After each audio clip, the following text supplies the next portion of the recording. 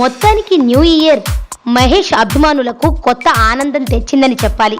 ఎందుకంటే ఈ ఏడాది ఏకంగా 3 సినిమాలను లైన్లో పెట్టాడు మహేష్ బాబు. ప్రస్తుతం ఆయన తమిళ క్రేజీ దర్శకుడు మురుగదాస్ దర్శకత్వంలో నటిస్తున్నాడు.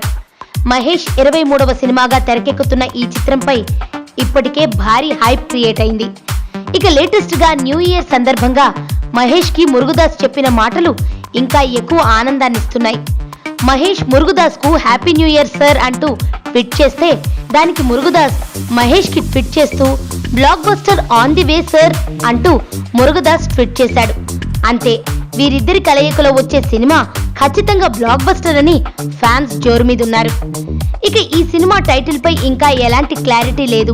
అయితే ఈ సినిమాకు కూడా మహేష్ సెంటిమెంట్ గా ఉండే 3 అక్షరాల టైటిల్ పెడతారని వార్తలు వస్తున్నాయి.